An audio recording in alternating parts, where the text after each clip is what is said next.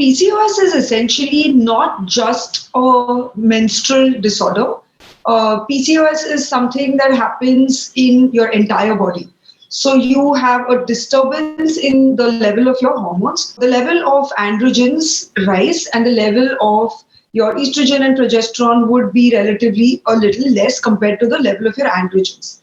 So the balance in your hormones sort of shifts. This causes a lot of changes on your skin and on your hair as well.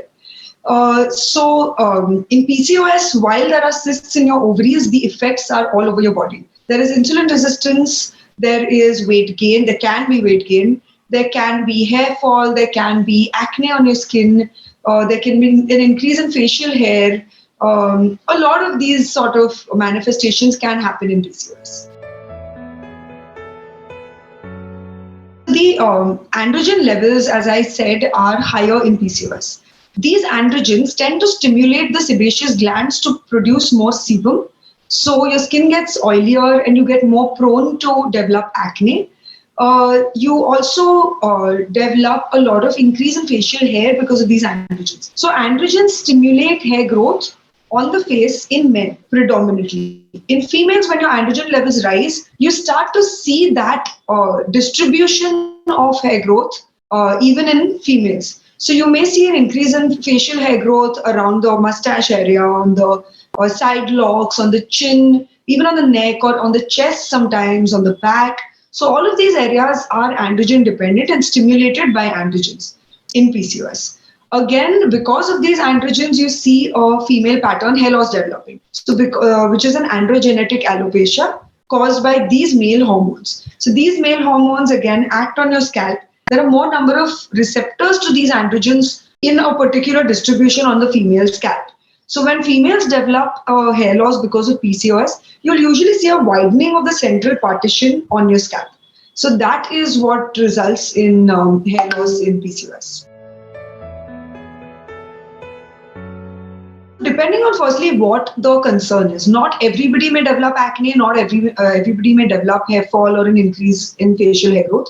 The first thing I would say in PCOS is to treat it as a whole. Don't treat just the acne when you have PCOS, or don't treat just the hair fall, because all of that is happening because of an underlying hormonal disturbance in your body. So you need to treat it as a whole. Start exercising, start trying to eat better, eat healthier. Your lifestyle will make more difference to PCOS than anything else that you can possibly imagine. So as I said, first of all is lifestyle modifications. Second of all is if you need any gynecological help for your PCOS, it's very important to get it. Because what's going to happen is when you delay treatment, the complications of PCOS will only keep getting worse. So don't just wait it out. If your doctor tells you that you need to get treated, you need to get treated. So work on that.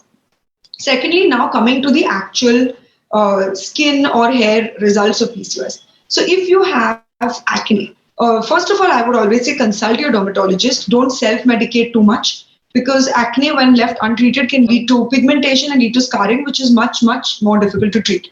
So start treating your acne early.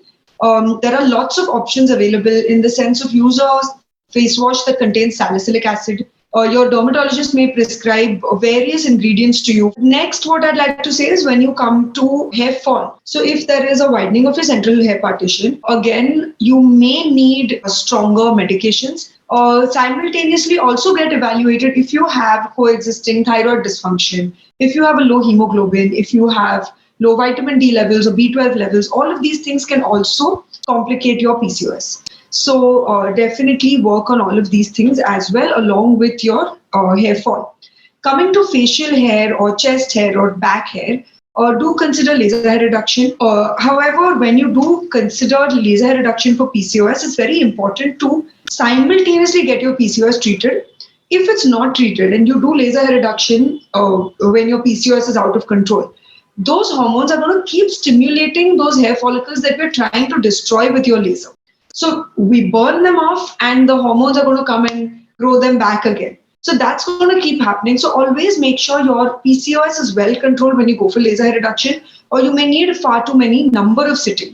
In saying that, when people without PCOS need about 6 sittings of laser hair reduction for your hair to, show completely great reduction. PCOS may take 8 to 10 sittings. So it's not that laser is not going to work on you, but it just may take a few more sittings.